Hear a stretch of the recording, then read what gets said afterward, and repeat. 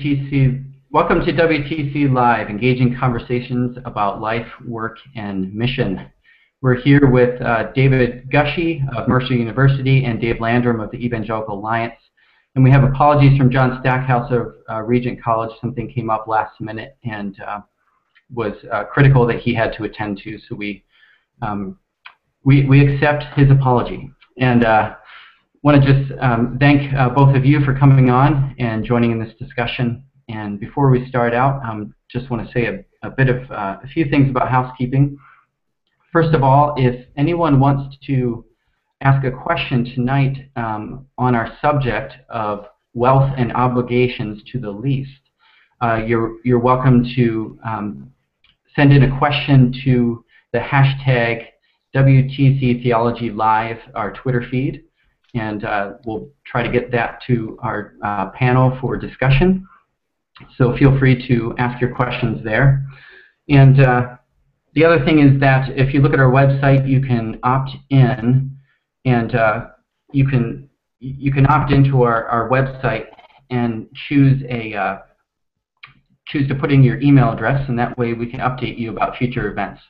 So go to our website, wtctheology.org.uk, and look on events, and you can opt in to receive further notifications. Now, another thing I just want to say by word of comment is that next month we're going to be having another WTC Theology live session on sport and theology, and that's the kind of kickoff to the World Cup, which starts the next day. So that's going to be on June 11th. If you're interested in the intersection of theology and sports, or sport, if you're not, if you're in the UK, and we'll discuss that. So let's get started with our panel, and I'm going to start out with a word of prayer. So God, we thank you for this opportunity to discuss this important subject of wealth and how we steward wealth, and also how we share your concern with those who are disadvantaged in many ways.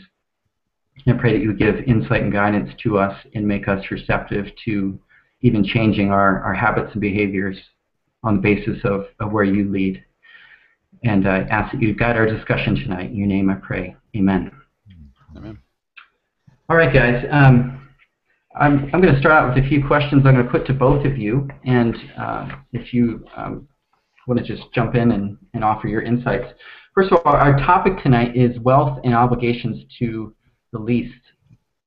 Now, one of the kind of subsection issues within that is the problem of class in society. That's one of the kind of case studies I wanted to look at tonight. And I'm wondering if both of you could comment on the issue of class. Is that a problem anymore? Have we moved beyond that societally, either in the UK or in the US, such that it's not really something that the church or Christians need to wrestle with?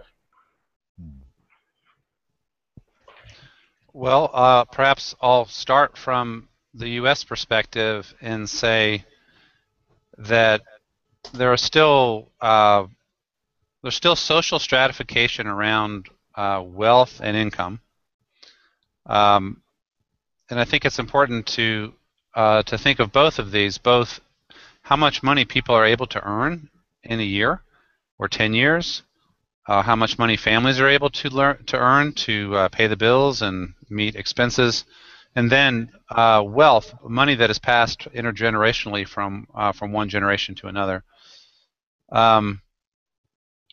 I think the evidence is clear that, I mean, obviously you can break this down statistically in terms of there being vast differences in people's economic circumstances in both of these arenas, how much they earn and how much they inherit. And social life is in many ways organized around these stratas as people socialize with people of similar class position. In many ways, we are still cut off from each other across class lines, including in the church, though not always in the church. Sometimes there are exceptions. And the U.S. has liked to envision itself as a very mobile, more or less classless society, in the sense that if you work hard, come up with a good idea, start a new business, invent something, you can rapidly move from where you started to someplace very different. And that's still true for a very small minority of people, but it looks like economic mobility and income inequality, as well as wealth transmission inequality, is still is a profound problem in the U.S. and worsening, actually. Yeah. Thanks, David. Dave, could you comment on the UK context? Yeah, I mean, when we use the word class, it throws up all sorts of caricatures, all sorts of images and stereotypes. In the UK, I think it's more readily understandable than it is in the US. You know, the US is this great land of opportunity, and you have this ideal of being able to, you know, anyone can become president. And I think the UK has developed a more meritocratic society over the centuries, but class is still an issue because we have this cultural residue from the Industrial Revolution when class hardened into certain sections, you know, your upper, your middle, and your working class. Today, I just want to refer to a BBC survey that was done last year, a big survey of 160,000 people. It found that classes changed and there are different categories now within the UK. So at the top end of it, you've got the elite class, the most privileged people. Then you've got an established middle class beneath them, technical middle class beneath them, new affluent workers, traditional working class beneath them, which is a much smaller grouping than it used to be and is a much older grouping within society. And then you've got what's called the emergent service worker class. And right at the bottom, this group, which is called the precariat or precarious proletariat, try saying that with your teeth in. What it showed is that class is fluid, but it's still relevant today. People are moving between these different groupings, but they're also hardening at each end. The elites are far more wealthy, and the poor at the very end, the precariat, what would you know, people would call the underclass, the benefit class, the residuum, which is an awful term. That grouping is hardening and growing as a grouping in society, while the middle class is changing in terms of its technical ability. And I think technology has changed the way class is defined as well. So we've got a change in landscape for class, but it's still a reality. And the residues of the age of class from the last century still play through in politics and in the church today. Yeah, thanks for that, Dave. One of the questions that comes up then in conjunction with class is that there seem to be different kind of economic positions on the issue of class. One says, well, yes, we still have economic divisions such that one group in society makes proportionately far less than another. But by and large, as the economy grows, insofar as the lower classes move towards sustainability, it doesn't really matter if there is an elite class that makes 100, 200, 300 times more than those on the bottom.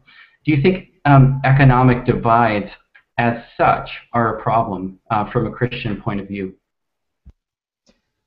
Well, I think there's a lot of research that shows that when you have great wealth inequality in a society, you have all sorts of you know, other problems with that. You have more crime, you have more disorder as well, not just crime. And societies that have a better measure or a better shape to their class structure, rather than it breaking off into big discernible separated chunks, I think are more at ease with themselves. And particularly societies where you can move across this process of bourgeoisement, you can move up and move down in terms of your economic standing. The report I just mentioned there from the BBC, it wasn't purely based on economic capital, income, savings and house value, etc. It was also based on social capital, the number and status of people someone knows, and also on cultural capital, which was defined as the extent and nature of cultural interests and activities. You know, whether you like football, that's soccer to you, Matt, or you like classical music. So, you know, there's a whole cultural dimension to this idea of strata in society, not just economic. I would say, as I hear the prophets and some of the teachings of Jesus, I hear direct confrontations of the rich and the gap between the rich and the poor, the grotesque gap between the rich and the poor. And there are certain moments when one has this brought home.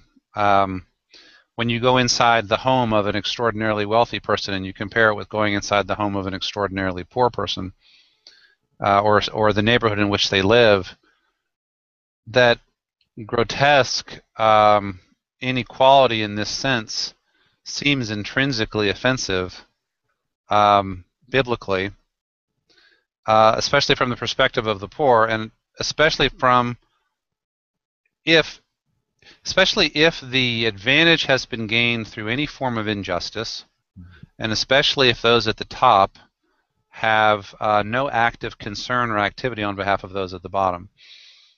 You know, Lazarus and the rich man, right?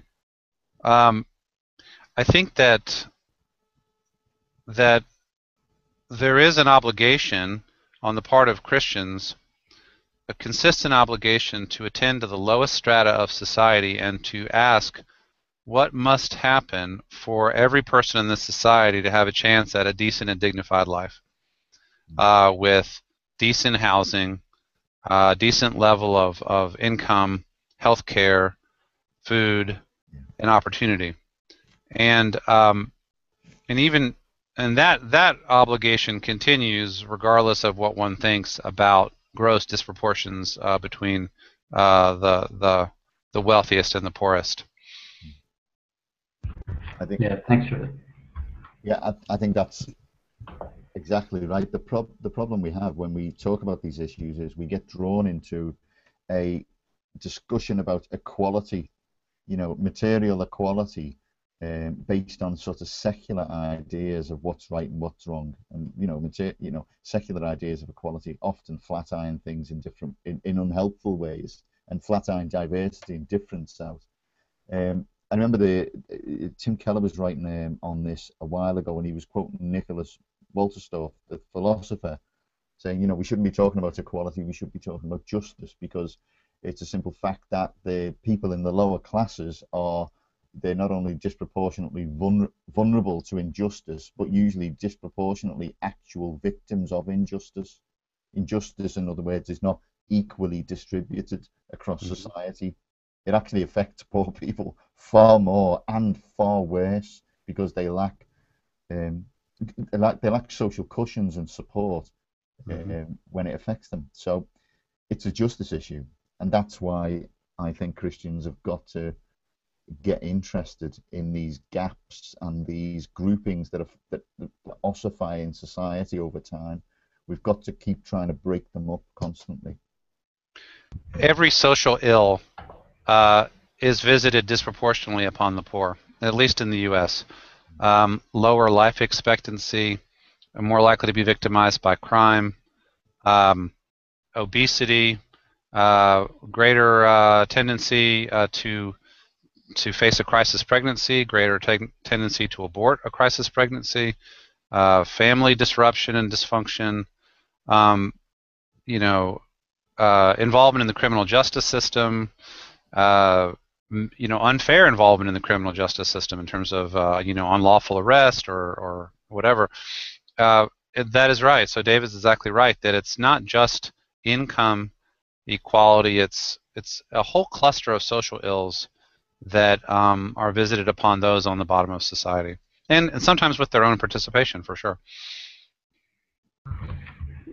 David, you just read off a list of different kinds of social injustice that Christians can be concerned about.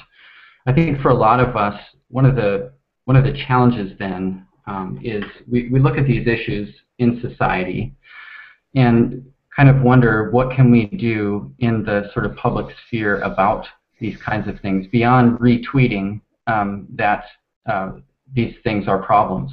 So in some ways, I feel like the social media world has hamstrung us to kind of feel like, well, the best thing we can do is raise awareness, but to actually take part in things that make a difference for those on the bottom of society. What can the average person do? Shall I start? Did you want to direct that at me?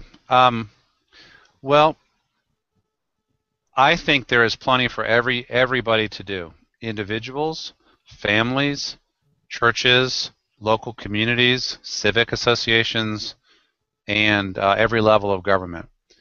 And I do like the Catholic principle of subsidiarity, that essentially you work from the lowest level up and you try to solve locally whatever can be solved locally. And so, for example, the first responsibility for family members would belong to other family members before you would hope to have to go up the ladder beyond that. And you know, I noticed this in my own family. We have some downward mobility in my family. I have 3 sisters, 2 of whom their class position is lower than where they started. And that's interesting to see how that happened. In one case, it had to do with disabling illness. In another case, it had to do with becoming a single mother. Certainly in the U.S., one of the fastest routes to downward mobility is becoming a single parent. And I don't know, I'd love to know if that's the same thing in the U.K. Our social support system, our social safety net, I think is relatively weak. And so there's not a lot of supports that help. I mean, they can help people survive, but they can't help people really get out of systemic patterns of poverty after that. You know, so where would one start? I mean, I'll say family members caring for family members, church communities in which we are attending to each other's economic needs as well as their spiritual needs, communities in which there is sacrificial economic sharing, people finding ways to employ each other if possible, finding ways to help people with bills that they can't meet in a kind of a loose community of, you know, Acts 2, Acts 4 kind of Christian community. I think that what a lot of urban churches in the U.S. deal with, I know that they deal with, is the daily struggle to figure out how to help the poor who come into the local church looking for help. We could talk about that. And at the national level, there's all kinds of policy decisions that are relevant, from the structure of tax policy to how welfare benefits, relief benefits are doled out and on what basis, to the quality of education, you know, healthcare and healthcare delivery and bills. In general, I mean, you have to look at each one policy by policy, but in general, I think Christians should be biased towards a structuring of public policy so as to provide as many people as possible with a chance at a decent and dignified existence. But I do still think there's an awful lot of personal responsibility that needs to be encouraged as well. There's only so much that any government can do, no matter how generous it is. Before we go on to Dave, I just want to ask you, David, when you talk about structuring a public policy, that sounds out of a lot of our league. What can people in local communities do at that level? Well, one of the most important things is our schools are funded primarily by property taxes. And people generally want their property taxes as low as possible. And it seems to me that in a society like ours, the most important capital that there is the human mind, the human brain, the capacity to work, to learn and work. And so we can support generous enough taxation so that no matter where you grow up or what family you come from, you can have a chance at a decent education. We can do that. We can support representatives who are not always just about the lowest possible taxes, but are also about effective social services. The structure of our tax system in the U.S. you know, lobbyists for the big corporations have a lot of influence. Lobbyists for the poor have relatively little influence. So Christians, I think, need to help balance that scale. Inheritance and taxation. Right now,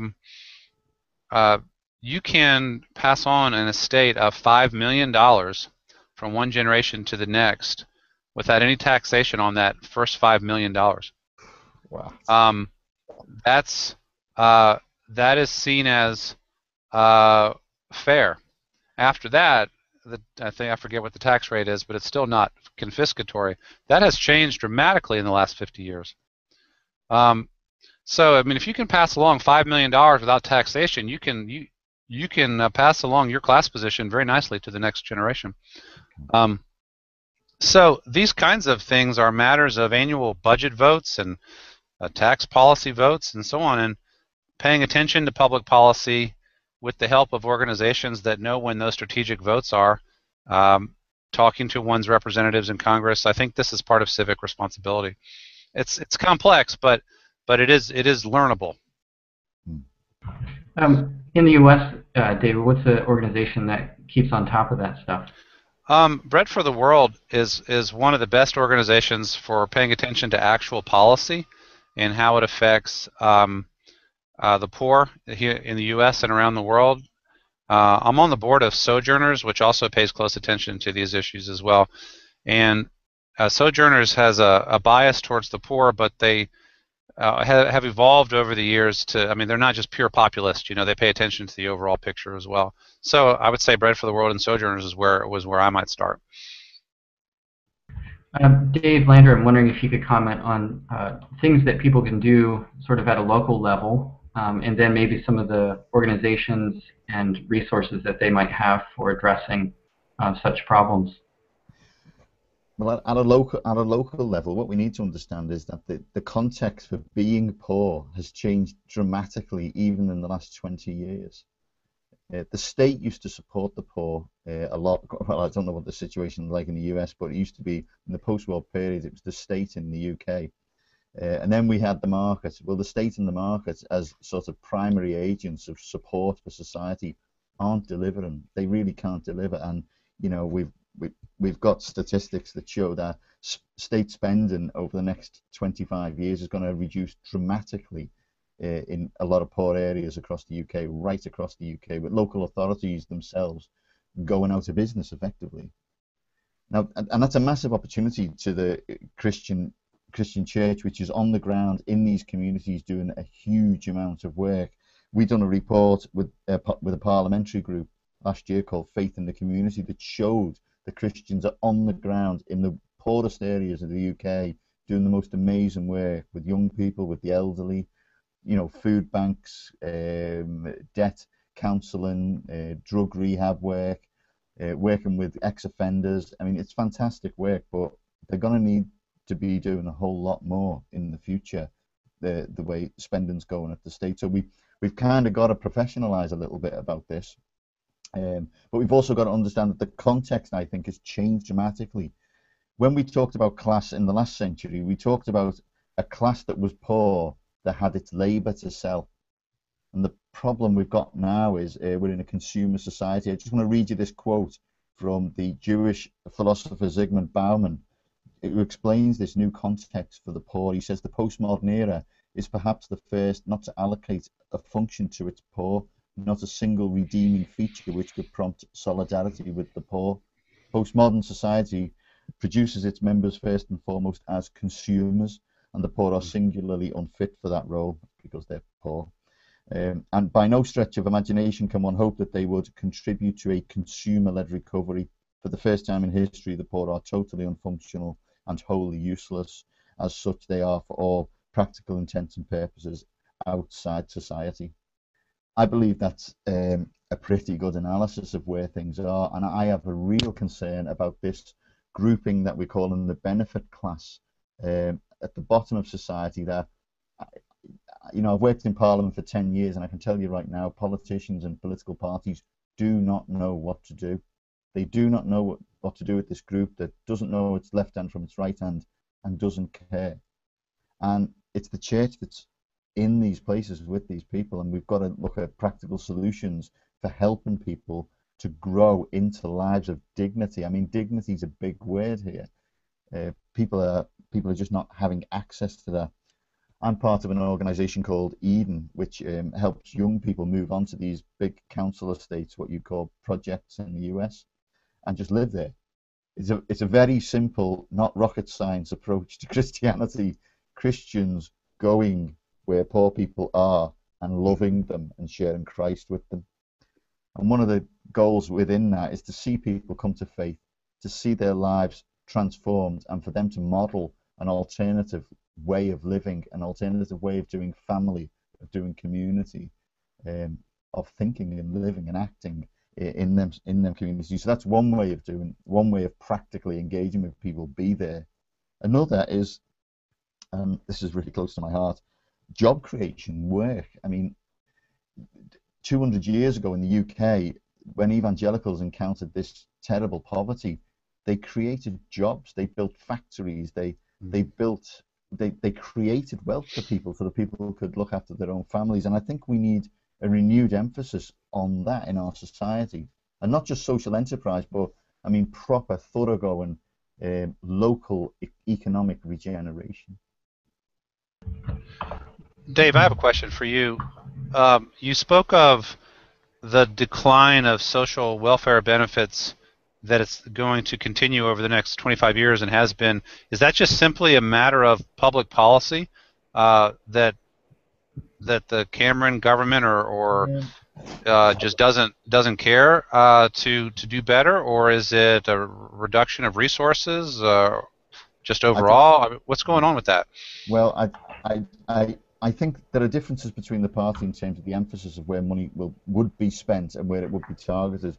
But overall, it's about the tax base that we've got in the UK. We've got a massive expenditure, growing expenditure on older people at one end and not younger people at the other end, with a shrinking tax base in the middle. And we just haven't got and we're in massive debt as well. Let's not forget the country is in huge, unprecedented debt.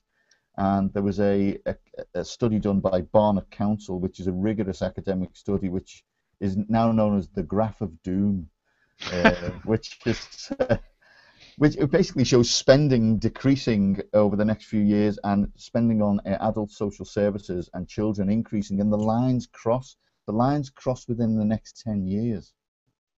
I mean, this is really serious, you know. It's going to happen regardless of who's in power. There's just no money. David, is it any different in the U.S.? Or do we have a similar graph of doom? I think that there is a disproportionate amount of money going to the elderly through massive health care and retirement benefits, regardless of means. That's kind of a product of our Depression and Great Society programs of the 30s and the 1960s, and a massive amount of money going to health care.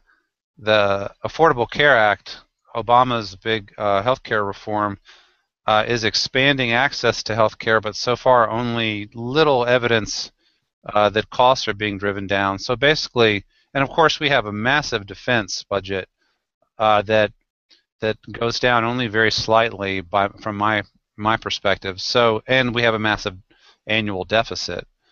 So I think some of the tendencies are similar, though we're still trying to be an imperial power in a way in the world, and so that puts a lot of money there. But the structural pensions, retirement, healthcare, and defense it's all very expensive, and it does set some limits on what's going to be available for economic development and poverty relief type. But of course, it's not fixed that we should have to spend 600 to 700 billion US dollars a year on defense. Those are choices, and some of us are pushing hard that we might make some other choices. So Dave, going back to what you talked about, if there is this sort of graph of doom coming, and whether that reflects a problem in priorities or an actual lack of ability to fund, those at the bottom of society. In what ways does the church then, how can the church equip itself for a changing society? Like we're pretty good at, running food banks and things like that, but you're talking about structural change. Yeah, if you're talking about structural change as well, you need to have an affinity with the poor to understand what's happening.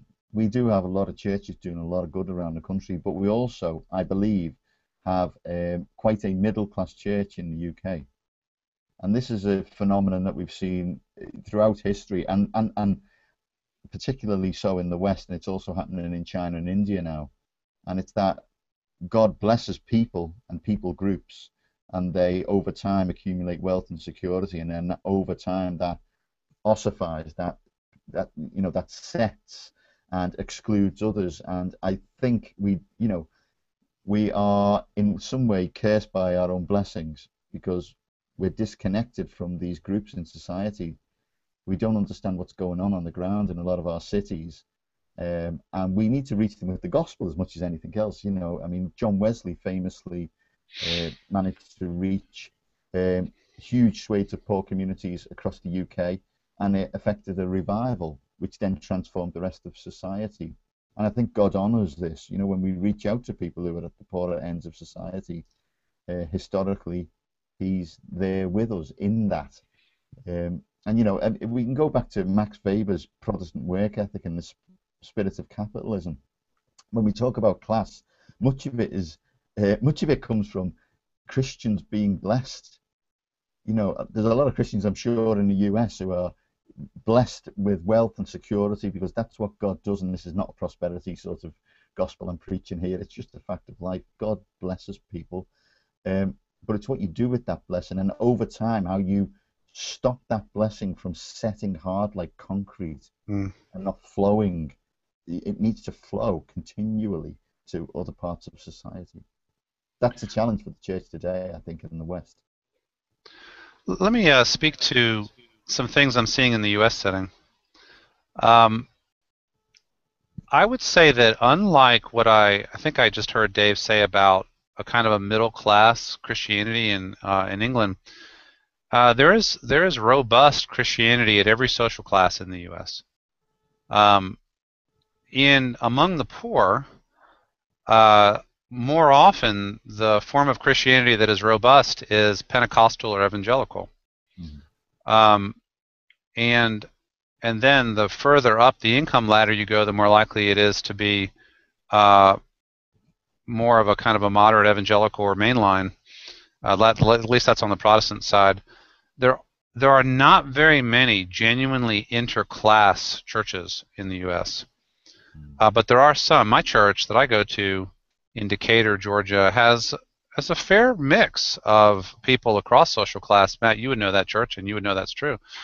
And I think that's one of the best things about that church. It somehow does not send the signal that you have to be of any particular social class to be comfortable there or be welcome there. So I think that's a healthy thing, and that ought to be a goal for all of us, for every church. Dave, you mentioned that there are young Christians who are consciously relocating to be among the poor, and we're getting that in the U.S. as well. A lot of the most exciting graduates that I have coming out of our seminary, they don't want to go to the suburbs and replicate the life that they grew up with. They want to go to the poorest areas in Atlanta. I was just actually with a young family last night. That's what they did. They've spent 10 years in West Atlanta, the poorest part of Atlanta. They chose to go there. And it's been grinding. It's been hard, but they know their context well. They live there, and this is home for them.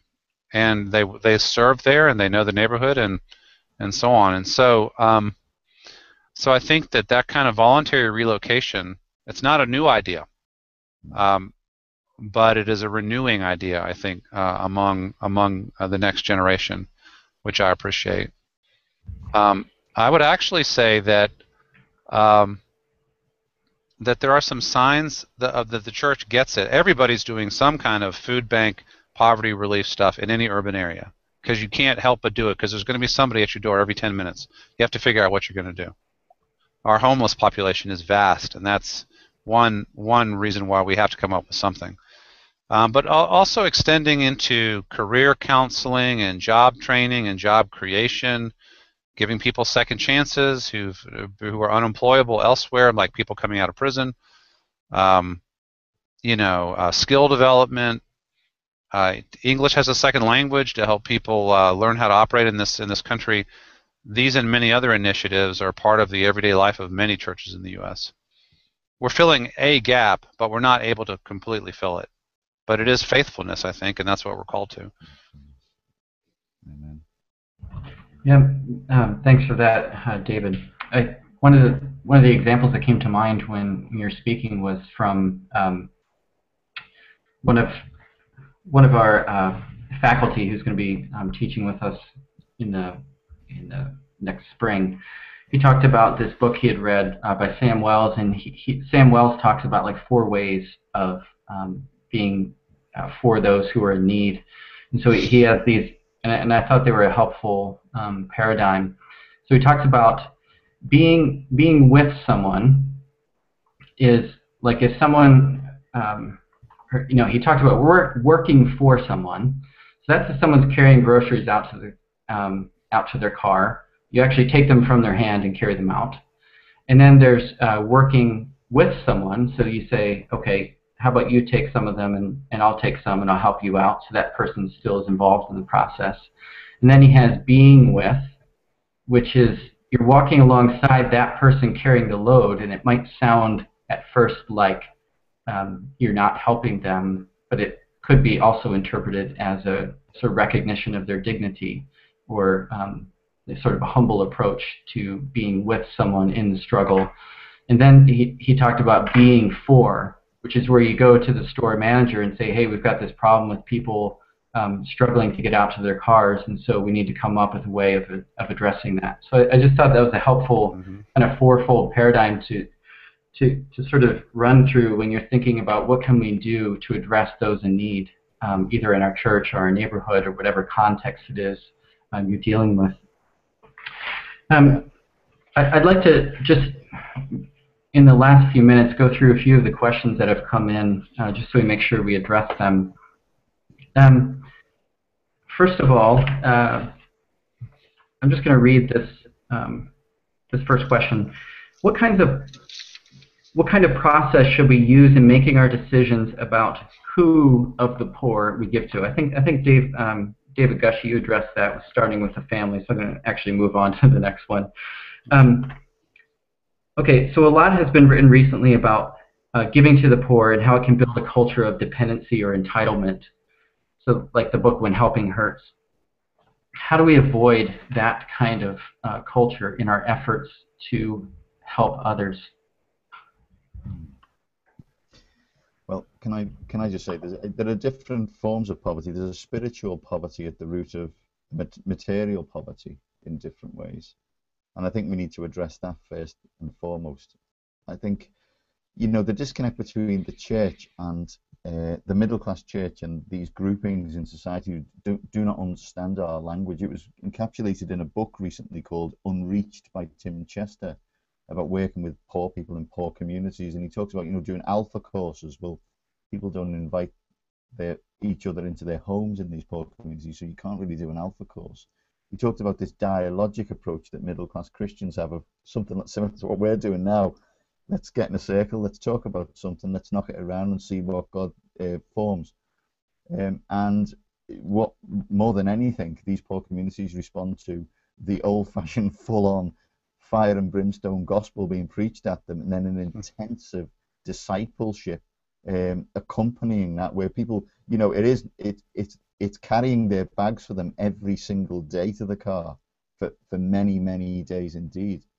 It's the kind of discipleship where you join yourself to someone's life and help them along.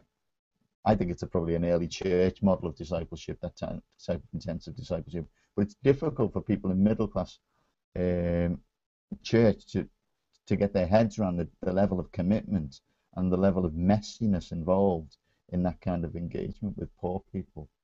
it's really tough. I mean, a friend of mine's a pastor on an estate in the north, and many of the people in his church have got learning disabilities, and it's just and they're illiterate. You know, he's got house groups where nobody can read and write, so he needs audio Bibles. So we just need to think in a whole different way. If we're going to be incarnational, we're going to have to rethink, recontextualize the gospel. One thing you said just raised a question in my mind. When we talk about spiritual poverty as a kind of root issue, I've heard a lot of Christians say that, well, everyone is in need and impoverished in some way, and so to privilege the materially poor is a sort of mistake of a lot of Christians. So how would you respond to that? Well, either of you. From a personal experience, Matt, I remember being in a church up north many years ago, which was in quite a middle class area, and we done an outreach, and it was a kind of really old fashioned turn or burn gospel message, full of these little vignettes and dramas of people being dragged off to hell and all this. And guess what? It didn't go down very well in the middle class area. We had some responses, but not many. It was done in a really tough area in central Liverpool, and people were basically knocking each other out the way to get to the front to make a response to God. And I think it's something to do with the fact that it's not about a bias to the poor. It's about the response of the gospel in the poor. They've got a need button within them. When you've experienced material need, you recognize need on a general level, and you recognize spiritual need. And I'm not saying that middle classes don't have needs; they have felt needs, but it's a different kind of need that's activated in them when they hear the gospel. Yeah, does that make sense? Yeah, it does. One of the things that was brought home to me recently, reading a book by Gary Anderson called Charity, he talked about the fact that the church needs the poor. And he goes through in the early church how when people gave alms to the poor, and giving alms was one of the central acts of faith in the early church. One of the reasons you give to the poor is to help alleviate their poverty. But another reason that you give to the poor is because that's where you meet God. And so he talks about the poor being an altar of encounter, where you actually see the face of Christ in the face of the poor. So I think there's another side to that, where it's not just that the poor need the rich, it's that the rich need the poor to encounter Christ. Not that that's the only place they can encounter them, but there's something profound, and Jesus taught this, about meeting Christ in those who are the least. Matthew 25, right? Yeah. So Matt, so Gary Anderson has followed up his book Sin with a book called Charity. Is that right? Yeah, it builds on some of the work he did in Sin, a History. So yeah, that's really important. Yeah, and he roots it in the verse in Proverbs 19 where it talks about whoever gives to the poor lends to God. Yeah. And so he discusses how that verse speaks to a different economy than the economy of this world. So like this world is caught up in this divine economy, but when you give to the poor, you're giving oftentimes to someone who can't repay you. Right. But that's not all we can say theologically about that act.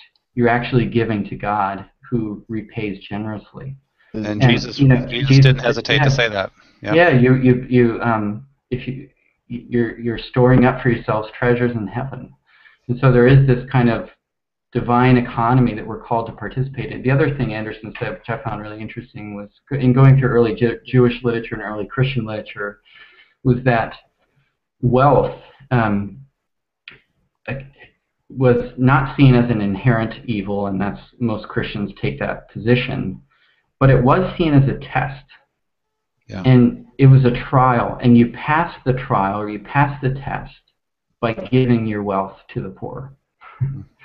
So there's a spiritual trial that you go through as you are given wealth by God, and few pass that trial. There's no question to me, to circle back around to your original question, that we are to give alms to the poor. I was convinced when I read Gary Anderson's original book about sin, and heard him make his argument, and then of course length and breadth of Scripture. We are called to give to the poor. And the secondary question of whether we are creating dependency is in fact a secondary question. I do think that once you've resolved clearly that Christians are to give time, talent, treasure in the direction of the poor, to serve the poor, then you want to be a good steward of that commitment. So you want to make wise decisions. And after a while you learn that certain forms of almsgiving are more effective and productive than other forms. And so you give to organizations with lower overhead costs, with greater history of effectiveness, with proven methodologies that are less likely to create unhealthy dependencies and more likely to empower people. But my wife and I are really trying to, and have made a commitment that we're going to give aggressively in the almsgiving area over and above a tithe, because we believe that that is clearly God's will. And then once you do that, you start making a study of who you want to invest those dollars with, who you have confidence in. And it's probably not giving cash to the homeless person on the street. Is probably not the best way to do it, though my students often ask me about that, and I wonder about it sometimes too, because it's hard to just say no every time. But giving aggressively to organizations who know how to do good work is one way to at least avoid creating a culture of dependency. Yeah, and I think when that's combined with a sort of being with the poor, then you're not simply alienated from them because you're not giving directly into their hand when they're on the street. And so it's combined with a sort of associating with the lowly, to use Paul's language. And so I think those two can fit together. Can I also say as well that there are different.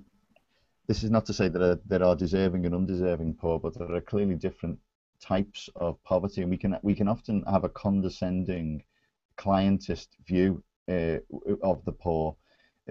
One of the values that what we call poor in our material rich world, one of the values of the poor is a simple living. I was born and raised in the poorest place in the whole of the UK, and I'm just so glad I was. I wouldn't change it for anything. And I know a lot of poor people who are very moral people, and poor people aren't stupid. They're actually very resourceful. They need to be. So we need to understand our distinctions between what is poor, what should be not poor, and our sort of whole scaling up of how we want to help people. We need to rethink that as well. But we live in such a hyper-consumerist society that we forget that the poor have got a lot of dignity. Who we call the poor. Dave, can I ask, what I said earlier about becoming a single parent being the quickest path to poverty in the U.S., does that same thing happen in the U.K.? I don't have any stats, but it probably does. I think we've got the highest teenage pregnancy rate in the whole of the developed world, so that would explain a lot. We've also got a welfare system that rewards people for, you can get a flat if you've got a child. So if a young girl's living on a housing estate and she's got nothing to live for, to have a child, to start a family, it's a way of getting moving in life, even though the father won't be around. So it's certainly a big issue in the UK. I do think, Matt, this is something to talk about, that that those in a society where people don't necessarily get married or don't get married until late, teaching sexual responsibility and restraint is a very important thing thing that the church can do to help people avoid sliding down the ramp into poverty. And for middle class kids, especially young women, because men are often able to avoid responsibility, that is a very quick path to poverty. And that's something that we, just in our teaching about Christian sexual and family ethics, we've got something we need to say, and we need to be discipling in the virtues that help people show restraint during that long period in which they're not married, and it would not be good for them to have a child. Yeah, I just wanted to say as well, I'd add to that, there's probably a responsibility on the church to do some financial education. We don't get it through our national curriculum in a substantive form. We're in a capitalist society, we're a free market economy, and we don't even teach our children what APR is, what a credit card is, how mortgages work, how an economy works, because it's contested within the curriculum by the neoliberal liberals on one side and the Marxists on the other side, so it never gets done. I think there's a real challenge for the church on a practical level to help people to handle money well, and that's a really practical thing that all churches should be doing. I totally agree with that. In the U.S., a couple of leaders, notably Dave Ramsey, have become household names for teaching people the basics of personal financial management, usually after they've gotten into serious trouble with debt. Personal debt is a huge problem in the U.S. Another issue we're dealing with is school debt, higher education debt, and so you're right that there are a lot of people who profit from everyday people's indebtedness, and so the church, that's a justice issue as well as a personal responsibility issue. The church has a role to play there. Yeah, in the UK, there's a group called Christians Against Poverty, and they do a lot of courses in churches teaching about financial responsibility. And I think both of those things, teaching sexual ethics, teaching financial responsibility, we could probably name a sort of constellation of issues that the church actually needs to be equipped to be effective in teaching in those areas, which in some ways might feel like, well, not necessarily with sexual ethics, but financial responsibility and job training and those kinds of things seem to maybe fall off the remit of the church, which is supposed to focus on spiritual issues. So I think there's a call for the church to get at some of the root issues of poverty, and to be effective in teaching and being with people in those areas. I think we're about out of time for this discussion, but I just want to thank Dave and David for taking the time to discuss this important issue with us. And I just want to call your attention again, if you're watching, to feel free to opt in to our website so you can receive notifications about these kinds of discussions in the future. And so thanks again, guys, for coming on and for a great discussion around this topic. Great to be with you. Thank you. Thanks, David. See you next time.